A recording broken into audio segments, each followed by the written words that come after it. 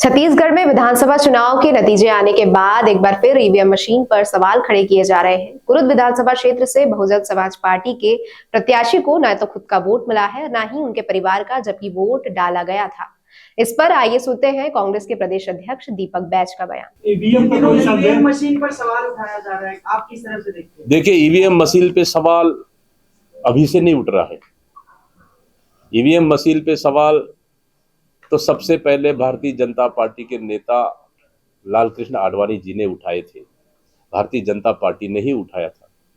कुरुद का हालत, ताजा हालत अब आपके न्यूज समाचार पत्रों के माध्यम से देखने को मिला कि वहां एक प्रत्याशी अपना और पूरे परिवार को वोट देते हैं, लेकिन वोट उस पोलिंग में शायद 0 आता है। उसी तरह से दक्षिण विधानसभा में भी कोई एक निर्दलीय प्रत्याशी का है।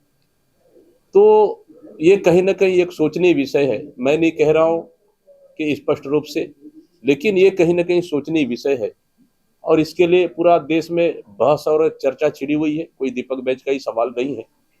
आने वाला समय में इसके लिए लगातार देश में इस तरह की मांगे और चर्चाएं उठ रही है, इसलिए ये सवाल मेरा अकेले का नहीं। कांग्रेस प्रदेश अध्यक्ष दीपक बैज का कहना है कि इस प्रकार के मामले को नजरअंदाज नहीं किया जा सकता। अब ये देखना होगा आने वाले लोकसभा चुनाव में किस प्रकार से इस प्रक्रिया को पारदर्शी रखने के लिए कदम उठाए जाते हैं।